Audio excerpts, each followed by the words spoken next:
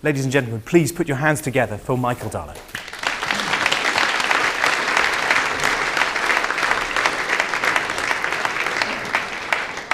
Thank you, and thank you, Rupert. I'm afraid I have to make a confession after that, which was certainly not in my plans. What actually happened was that in 1976, Sir Terence Rattigan was known to be dying of an extremely painful form of cancer. It was quite well known in public. And I was working at Granada Television, and somebody who I didn't know in the BBC at all, and it transpired it was his first production, rang up and said, will you write and direct Terence Rattigan's obituary? And I said, I think you've got the wrong bloke. I'm on the other team. I'm with the Royal Court lot, you know. No, you know. He said, no, it's you I want. I actually think that he once had to carry a rather heavy lump of rock back from a film festival in Israel for me when he'd been sent out to pick it up, and they didn't win it, and by some strange thing with these committees I'd won it, and it was his punishment. So when he made it clear that he did want me to do it, I said, well, can I be critical? And he said, yeah, you can say what you like. It's a BBC obituary. So I set off, quite prepared to be critical. And so the first thing I did, in those days you could go into the BBC Library and Broadcasting House and say, give me all the books on Rattigan, get them for me, you know, so you didn't have to pay a fortune and work out the budget to go into the library, which you do these days. I went in and said, okay, get me all the books. There weren't any. Nothing. I said, okay, get me all the articles.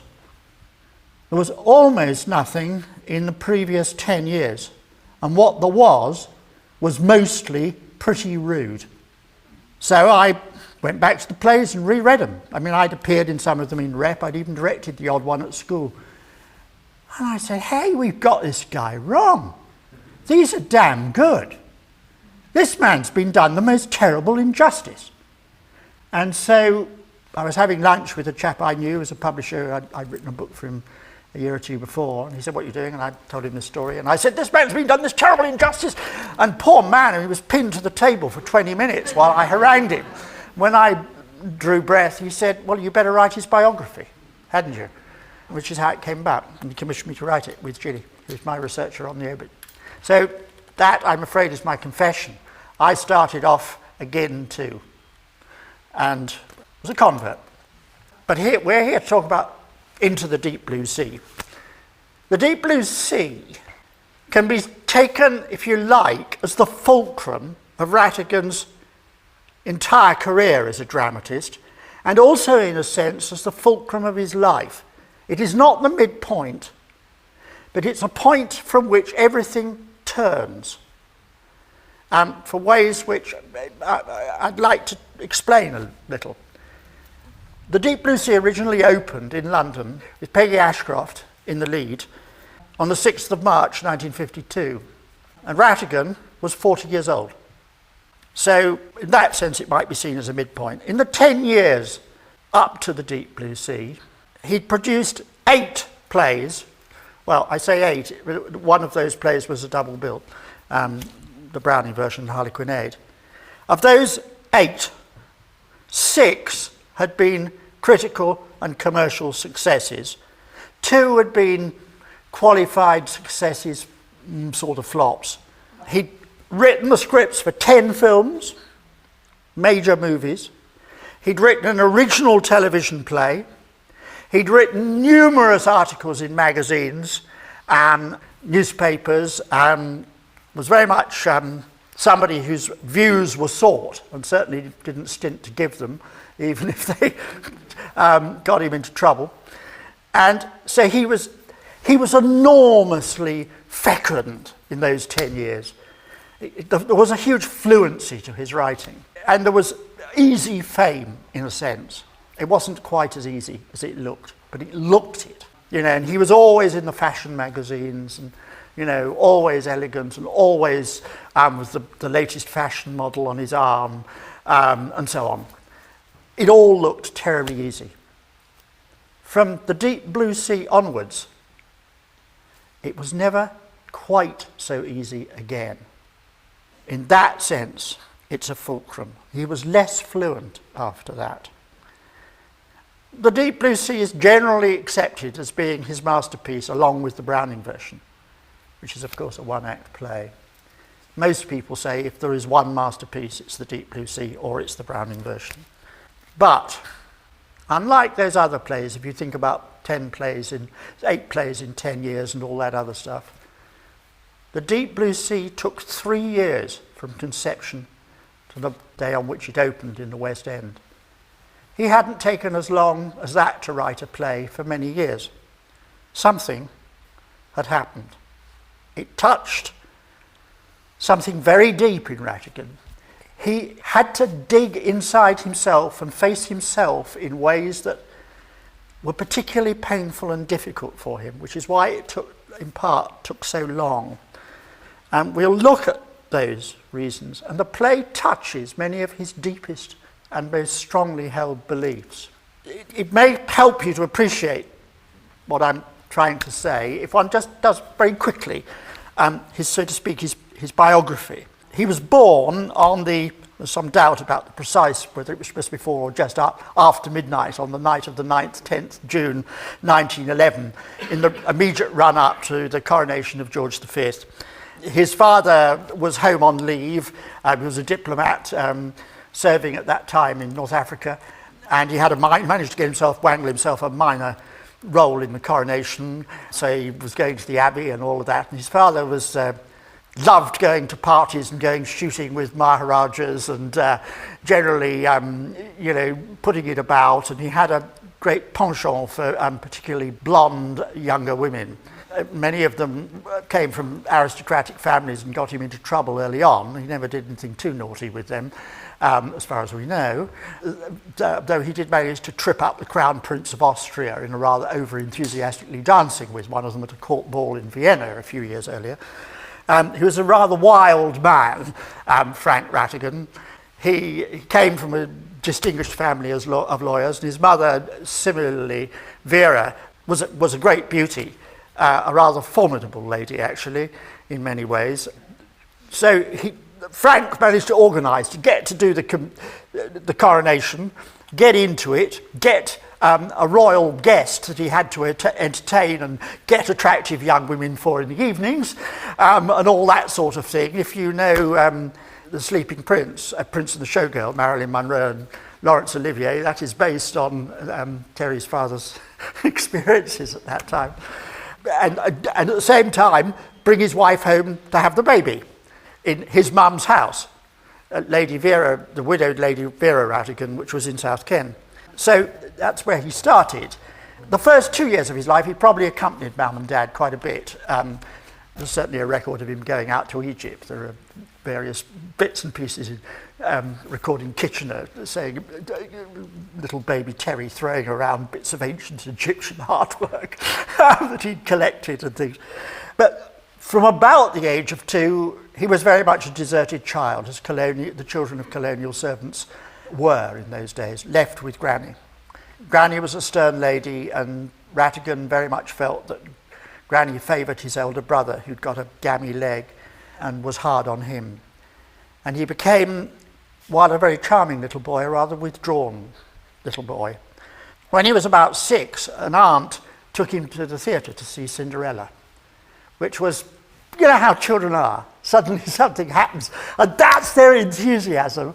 Well, it was hugely so with Rattigan. He said afterwards, it mattered to me so much that Cinderella went to the ball and married the prince. And he quickly became the family school resident expert on everything to do with the theatre, who'd written what, who'd played what, and so on.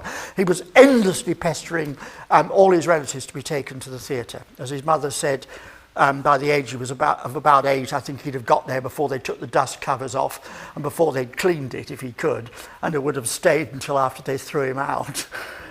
So he was completely hooked in the way that some children will be by something. And from about the age of 10, Mum and Dad's marriage got a lot worse. Dad's penchant for blondes and all of that started to really... So there was a frost between the parents, which a child of that age will pick up, as I'm sure you know, most of you are old enough to be parents. I'm sure you will recognise that. Indeed, people started to refer to him, family, friends, as that lonely boy, that poor, sad young boy, Terence Rattigan. He was very charming. He was very well-mannered, but there was always, from that age, that reserve. When he was nearly 8, just before his 9th birthday, he was sent off to a rather posh boys' preparatory school where they prepared boys for Eton and Harrow and so on, called Sandroyd. So more and more estrangement from the parents. Again, absolutely typical for that class of person at that period. Frank Rattigan was a rising and successful diplomat and looked as if he'd get a knighthood. But then, in 1920, he fell foul of Lord Curzon. And you never fell foul of Lord Curzon and really survived in your profession, that very superior person. And over policy in the Balkans and over Turkey. Frank Rattigan was a convinced supporter of Slav nationalism from his time serving in those countries, whereas Curzon wished to have a rapprochement between the British Empire and the old Ottoman Empire, which of course the Turks had been on the wrong side in the First World War, but with Ataturk and Turkey changing and so on. Rattigan spoke out of turn, acted out of turn, and by the end of 1922, he was retired on a small pension. In later years, because father was an embarrassment, Terry got a scholarship to Harrow, which is where his father had been and where he wanted him to go. Otherwise, he wouldn't have been able to go. He invented things to explain his father's lack of job and the fact that Dad kept turning up with the most unsuitable looking young ladies on school sports days and various other things. And one of the stories that he invented was that actually the real reason that he'd been dismissed from the service was that he'd got the daughter of the King of Romania pregnant, and that had caused a scandal. And indeed, he went into elaborate details about a double sheaf which had burst at the vital moment and so on. A very schoolboy story, which some people have believed, but there's absolutely no evidence to support this, other than the schoolboy Rattigan telling another schoolboy friend. Whereas if you look in the Curzon papers, you'll find there's plenty of evidence to support the version of what I think really happened, i.e. that Curzon wasn't having any more of it. I mean, they're actually there in Curzon's papers. It mattered to Lord Curzon a great deal.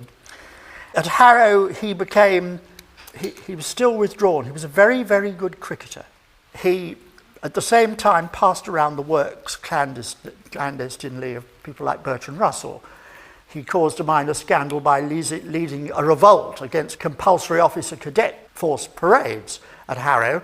And it got into the Times, and actually questions were asked in the House. So he began to distinguish himself in rather odd ways as a kid. His parents were now living in a rather poky little flat on the 4th floor just near Gloucester Road Tube.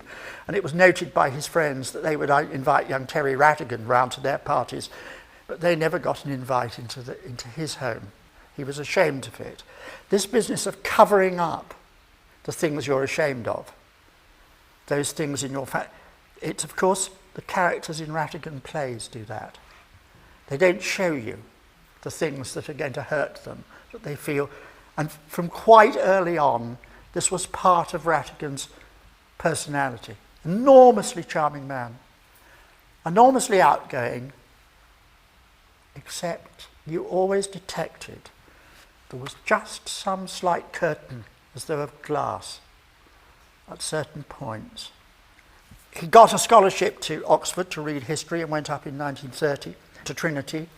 He distinguished himself at Oxford in dramatics for doing rather camp turn as Lady Diana Cootigan at the Smokers, the rather bawdy, jokey evenings that they used to have.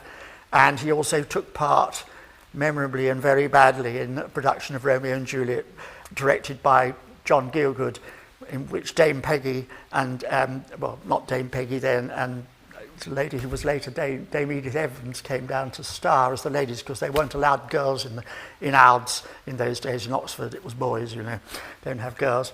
But while he was at Oxford, he wrote a a play called First Episode with a friend, based on various scandals in the university.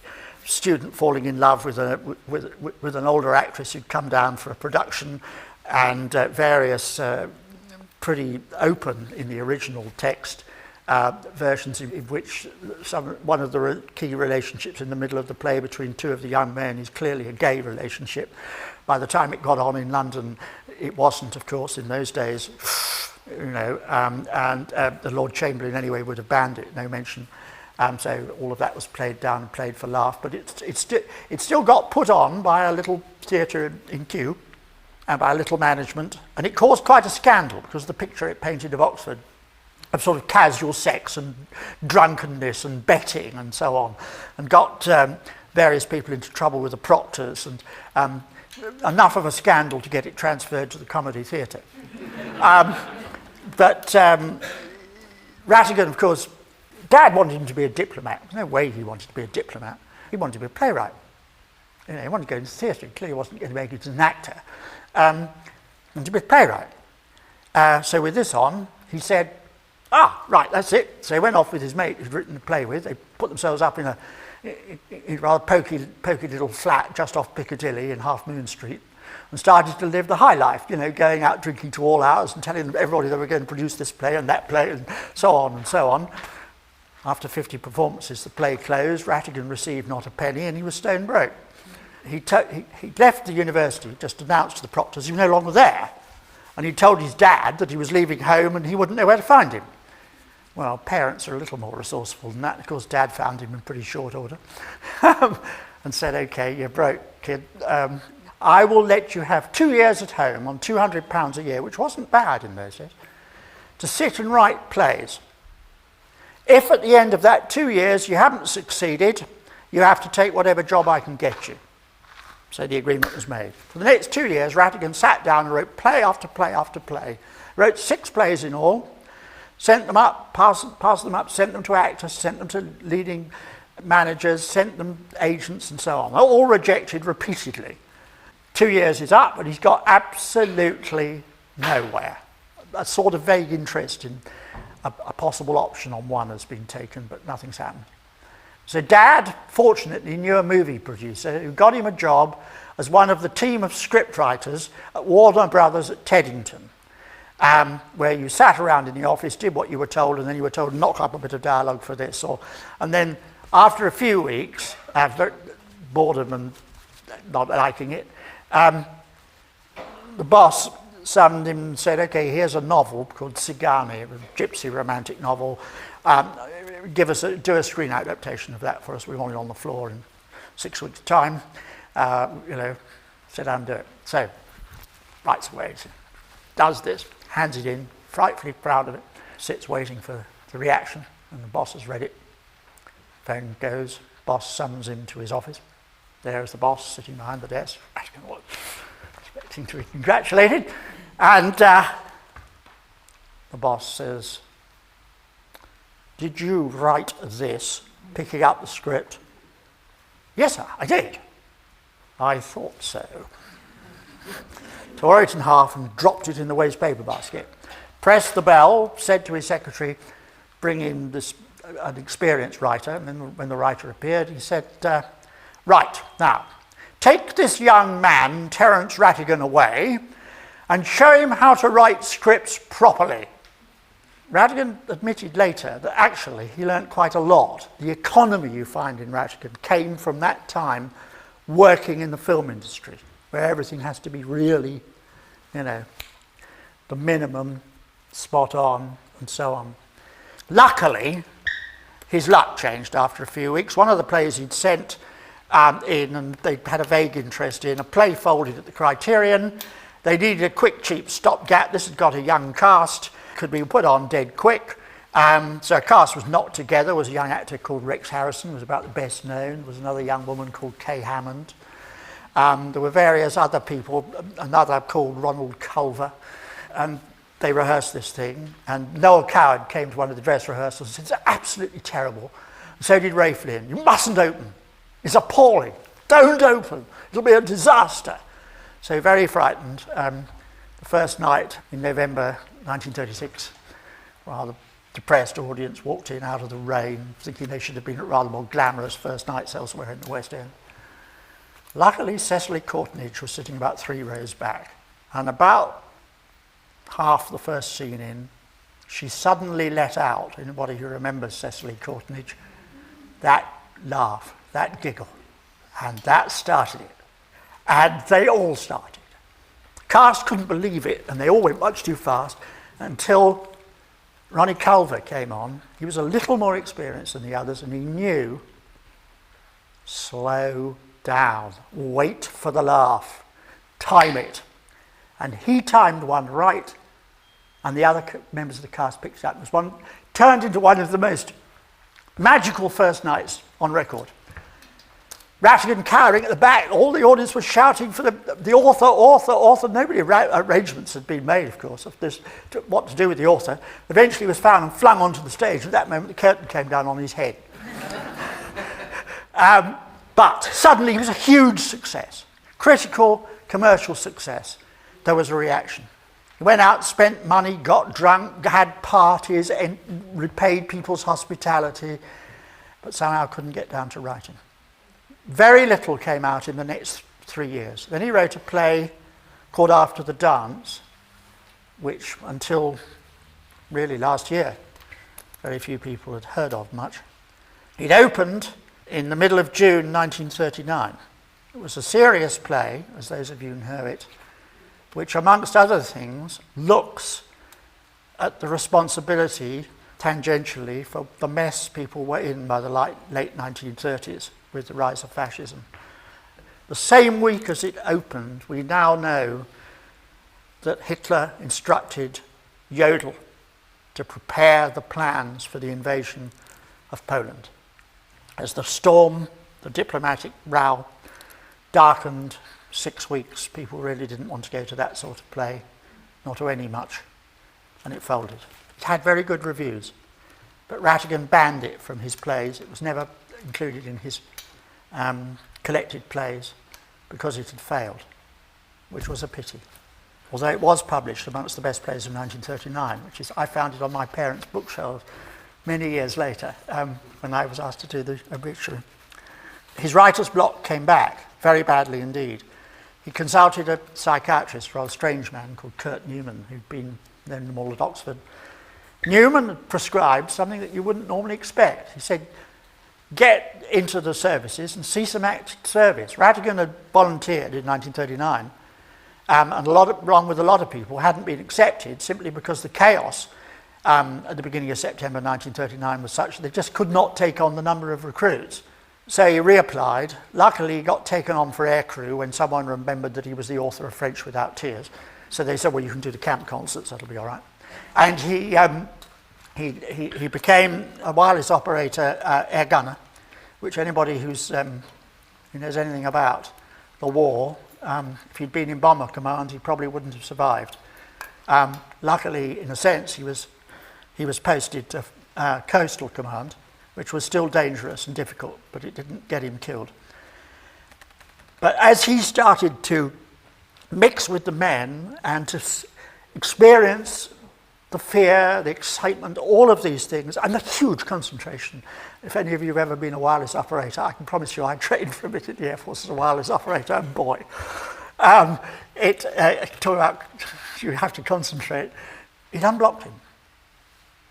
He started writing, and it was in that 10 years, from 1942, when Flarepath opened, until 1952, that span of plays that I mentioned at the beginning were written, and all those films and everything. It did the trick. Thereafter, not quite so easy. The one other thing one needs to look at, he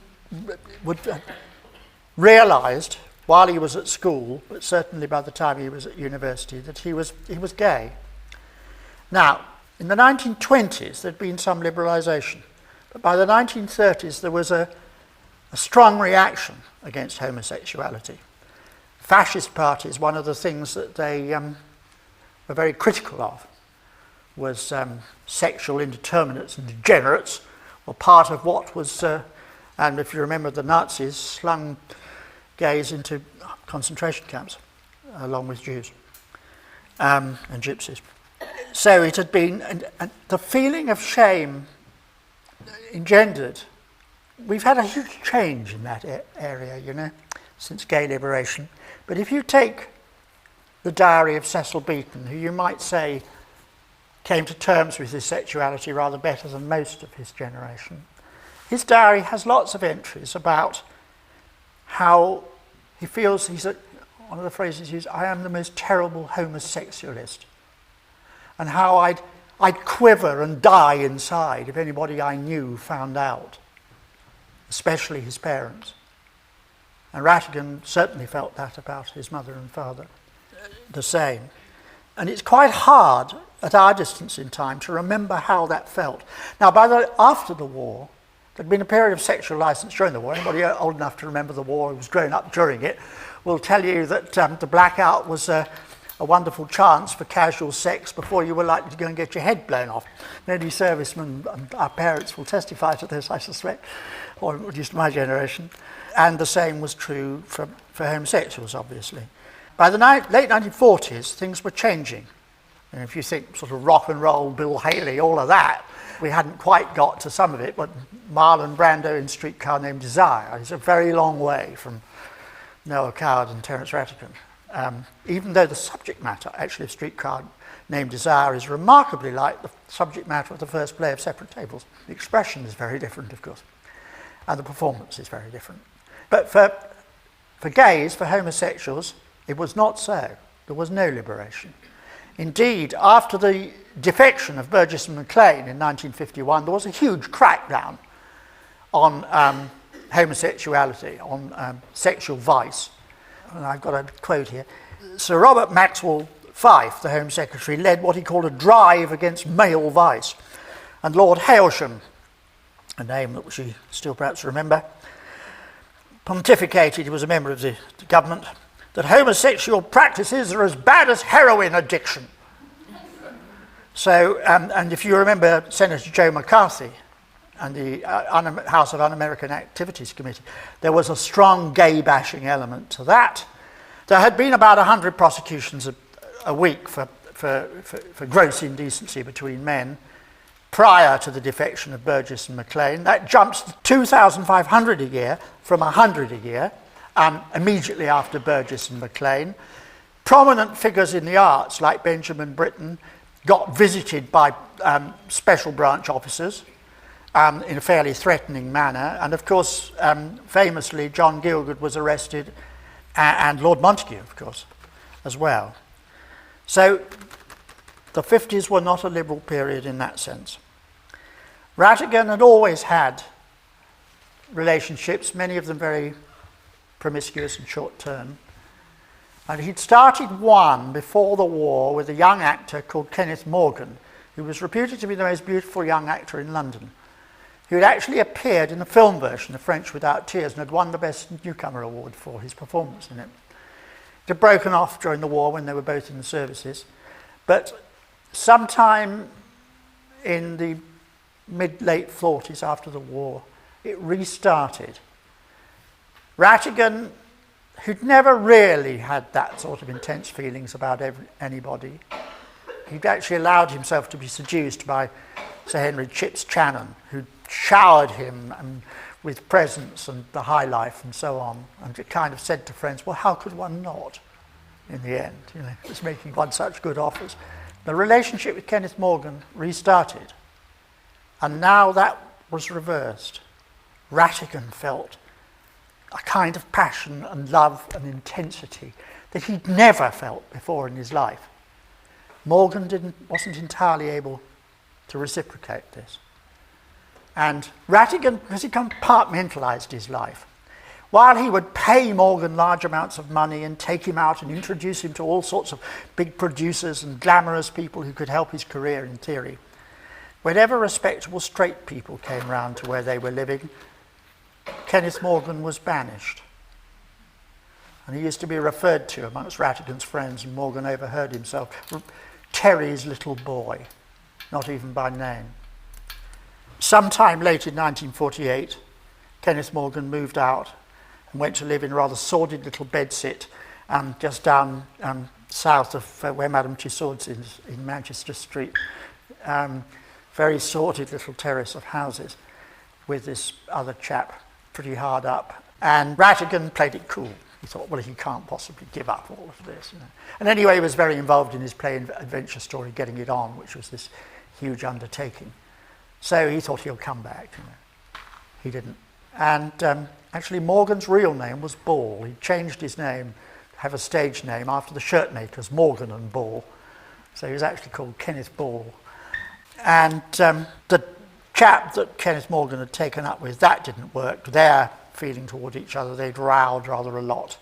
And they'd got into trouble with the other tenants for making a noise and getting drunk and this, that and the other. And they had a hell of a row one night, and his partner walked out. And Morgan lay down in front of the gas fire and committed suicide. You know, old gas fire in those days, took the pipe off, put a blanket over his head, put the pipe over his shoulder and round to his mouth, took a load of aspirins. He wasn't actually dead when his partner came back in the small hours of the morning, but they rushed him to the hospital, to Paddington, but he died in the ambulance. Rattigan was out on tour. It was the last week of the pre-London tour of Adventure Story in Liverpool, and a note was got to him. And he showed the note to Peter Glenville, the director, which said that Morgan had committed suicide, and said destroy it, because they knew that obviously if there was any implication of their connection in that climate. Rattigan became very withdrawn for the next 2 or 3 hours, but going down in the lift together with Peter Glenville on the way to the theatre, Rattigan suddenly said out of the blue, "The play will start with her dead in front of the gas fire." And Peter always believed that that was where the germ of the Deep Blue Sea was born. About a year later, there was a short one-act gay version of this play. Now, it's been disputed whether this ever existed, but enough people claim to have seen it for me to believe that on balance it did exist. He showed it to Binkie Beaumont, the most powerful manager in London, a man who was much attacked for having monopoly power, with some justification, I have to say, because if he didn't fit in with Binkie's particular tastes, his sexual tastes as much as anything else, forget it in the theatre. Binkie apparently was horrified and said it'll get us all locked up. We can't possibly do it. Oh no, absolutely terrible. The inquest and everything over Kenneth Morgan passed off. Luckily, nobody made the connection between Kenneth Morgan and Kenneth Ball, so they never connected Terence Rattigan with him. So that little problem was out of the way. He rewrote the play at least another twice over the next 2.5 years. And he kept on rewriting it, and he kept on rewriting it. I got to know Dame Peggy very well later in her life, and we talked about it quite a lot. It was always very easy about how it was changed and so on.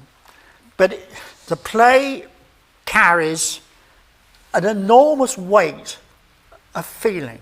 Now, people have claimed ever since there was knowledge of there having been a gay version of this, that actually you can detect the signs of its gay origins. I think that is to underestimate Terence Rattigan. I think that he, in the way that he had of re-internalizing and reinventing to make a wholly convincing woman, Peggy, who was no mean judge in these matters, she was quite a girl, had been Peggy in her youth, she never for one moment doubted that Hester was a wholly believable woman. It never occurred to her that she might actually be in some way a disguised homosexual. And none of the good actresses I know that have played it think that. And I think it's those who claim a kind of hindsight, some critics notably amongst them, that Rattigan lacked courage. They misunderstand the nature of his achievement. As two wonderful American lady academics, Professor Susan Rosinko is now dead, and Holly Hill, who was appearing here later, made clear really at the beginning of the 80s and really started this. Rattigan was important in many ways for the insight that he had into the lives of women, way ahead of when people and playwrights had that understanding. And if you doubt that, let me just remind you of what Ivor Browne, the critic of that liberal newspaper, The Observer, said in his review of the original production. All Hester needs is a good slap and a talk to a marriage guidance counsellor. Well, I ask you. I mean, that was an attitude that would have been acceptable, perfectly acceptable, right in The Observer in 1952. I can't think you'd work for The Observer again if you wrote something like that now. That is one of the things that I think you need to look for in the play. Now, I don't want to spoil the play, so I don't want to say what happens. The Deep Blue Sea is important today because it's timeless and its emotions remain totally true. But it's also quite instructive to look at some of the period details that are in it that certainly younger members of the audience might not immediately pick up. In the opening stage direction, the house that they're living in is described as a Victorian mansion in an area of London that has been heavily bombed out, which has fallen on hard times and been broken up into flats. In 1952, those of you who are old enough, you could still see St Paul's uninterrupted view from miles across, from right up Farringdon Road and from across the river. All over London, there were large tracts of it. Britain was still very much in the shadow and aftermath of the war in those days. In 1951, suicide was still a crime.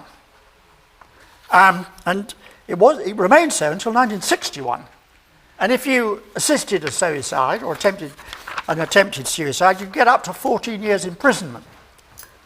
So that this business about how shocking suicide is carried a real weight. There is mention of Hester's ration book. Rationing still existed in 1952. It went on till 1954. Hester talks at one point of having prepared them a steak and a bottle of claret. The meat ration in 1952 was 6 new p, the equivalent of. Now, multiply it by 20 or something to allow for inflation. Very little steak for that.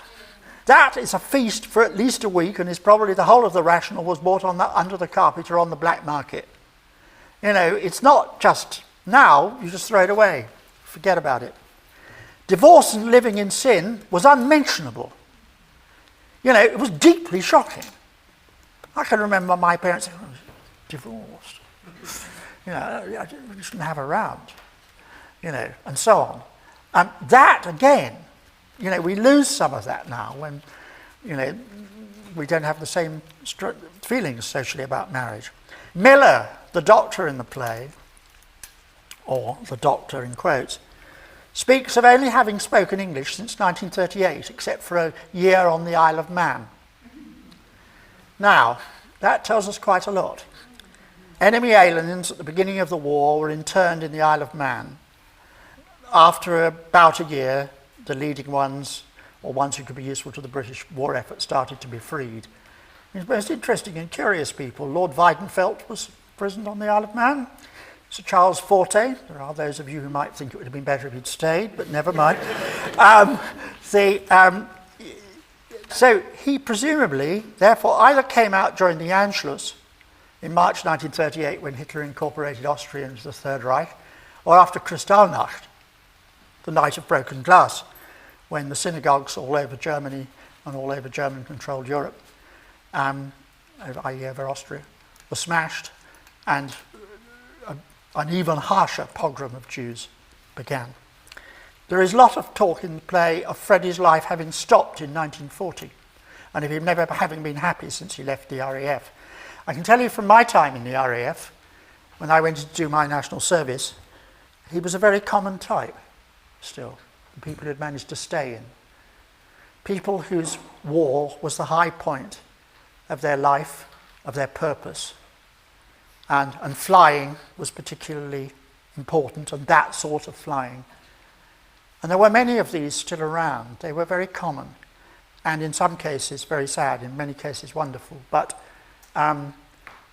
people who served in the air at that time. Still remember, there was a wonderful old boy came up to me at the National Film Theatre the other day. I was introducing a wartime film made by members of the service. And at the end, this old boy grabbed me and said, "I was in that, you know. I was in that." I said, "Were you?" He said, "Yes, in the recruiting bit at the beginning. Yes, I was in that scene." So I said, "Well, you know, because they were recruiting for air crew, and it was all shot with real people, and the actors in it were all serving, like Sergeant Richard Attenborough, you know, on 4 bob a day to play the lead." And this chap said, "Yeah." So I said, "Well, did you fly?" He said, "Yeah, I flew Spitfires." To him, that was still, I suppose, the highlight of his life. It was lovely.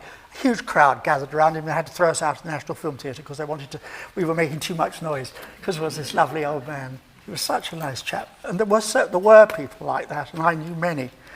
Freddie got, we're told, the DSO, the DFC and bar. It may say that gongs was an awful lottery, but if you got the DSO, the DFC and bar, frankly, you'd done something. You were pretty remarkable. You didn't get that just on the round, not that lot generally. That's quite a lot. Yeah, DFC may be. You still have to put yourself in the pretty seriously in danger's way. I see you nodding, you know. But no, so he probably was a real hero. But now, we're told his nerve is shot. And there's a lot of talk of him going back to being a test pilot.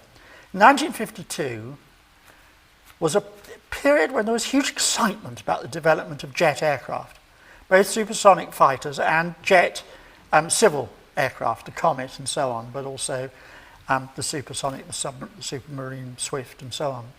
And on average, 1 test pilot a week was being killed. So it was genuinely a really dangerous thing to do at that period. So when that is talked about, that is real. That's not just made up. There's a lot of talk of playing golf at Sunningdale. Rattigan's favourite course was Sunningdale, and indeed he later acquired a very beautiful house at Sunningdale. There's also talk of one of the characters living in Eaton Square. Rattigan had a flat in Eaton Square, and Jean Dornay, who was for long his hostess, Rattigan's play is always peppered with little references to people who know him. For people who know him can spot the reference. Some of the names are like that too. But the vital thing to remember about the Deep Blue Sea is that it contains not only great emotional truth, which endures, which is why the play endures, but also it embodies many of Rattigan's deepest ideals and most strongly held beliefs. Mrs. Elton at one point says how sad it is that we always seem to prefer nice people to good people. Rattigan very much subscribed to that attitude, and the play, in a sense, questions the accepted social morality of that time. Miller, the doctor, talks about the need to feed the little flame of talent. It may never become a large enough flame to light up the whole world, but it's a dark enough world for any little spark to be welcome. That is very close to Rattigan's beliefs, not only about himself, but about anybody who had ability. The whole play, in a sense, if you read it aright, I believe, and I think this production does, is about the importance of emotional and personal courage. In the Sound Barrier, which he wrote at the same time, it's much more explicit, actually, as it often is in the films. They talk about living in an unfriendly universe, but unfriendly only because it is unconscious of our existence. But that in our fight with the universe, that gives us the advantage, because we've been given so many weapons, above all imagination and courage. Those things are timeless and matter deeply to Rattigan. But above all, it's the emotional truth, which is completely timeless, which makes the play timeless and deeply moving, I think, still, and enlightening every time one sees it. It lightens up part of one's own experience in some way emotional. Good, thank you.